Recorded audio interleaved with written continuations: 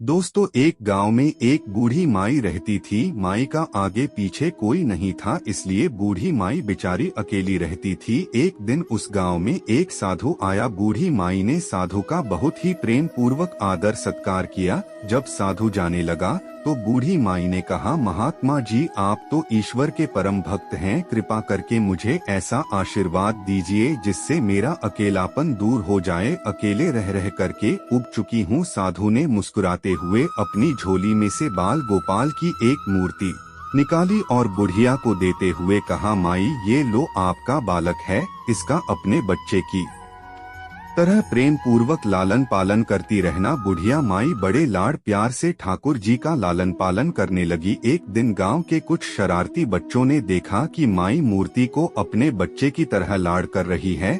नटखट बच्चों को माई से हंसी मजाक करने की सूझी। उन्होंने माई से कहा, अरे मैया सुन, आज गाँव में जंगल से एक भेड़िया घुस आया है जो छोटे बच्चों को उठाकर ले जाता है और मारकर खा जाता है। तू अपने लाल का ख्याल रखना, कहीं भेड़िया इसे उठाकर ना ले जाए।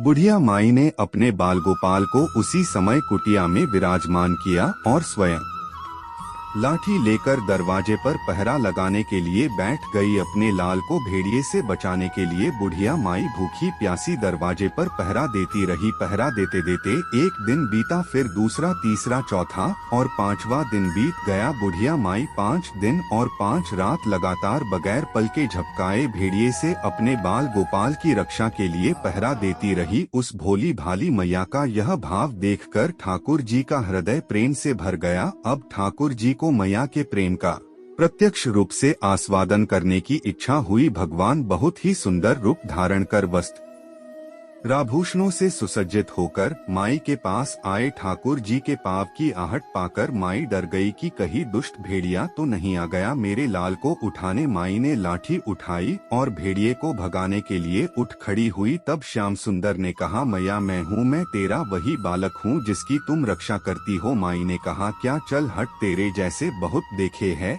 तेरे जैसे सैकड़ों अपने लाल पर न्योछावर कर दूं। अब ऐसे मत कहियो, चल भाग जा यहाँ से। ठाकुर जी मैया के इस भाव और एकनिष्ठता को देखकर बहुत ज्यादा प्रसन्न हो गए। ठाकुर जी मैया से बोले, अरे मेरी भोली मैया, मैं त्रिलोकीनाथ भगवान हूँ, मुझसे जो चाहे वर मांग ले, मैं तेरी भक्ति से प्रसन्न हूँ। बुढ़िया माई ने कहा, अच्छा आप भगवान हो, मैं आपको 100 प्रणाम करती हूँ। कृपा कर मुझे यह वरदान दीजिए कि मेरे प्राण प्यारे लाल को भेड़िया न ले जाए। अब ठाकुर जी और ज्यादा प्रसन्न होते हुए बोले, तो चल मैया, मैं तेरे लाल को और तुझे अपने निज धाम लिए चलता हूँ, वहाँ भेड़िए का कोई भय नहीं है। इस तरह प्रभु बुढ़िया माई को अपने निज धाम ले गए। इस कहानी से शिक्षा मिलती है कि हमें अपने अंदर बैठे ईश्वरीय अंश की काम, क्रोध, लोभ, मोह और अहंकार रूपी भेड़ियों से रक्षा करनी चाहिए।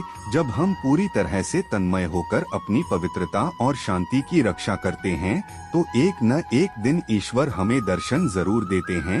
भगवान को पाने का सबसे सरल मार्ग है भगवान को प्रेम करो, निष्काम प्रेम, जैसे बुढ़िया माई ने किया। उम्मीद करता हूँ ये कहानी आपको पसंद आई हो तो मेरे चैनल को लाइक, सब्सक्राइब व शेयर करें। राधे राधे।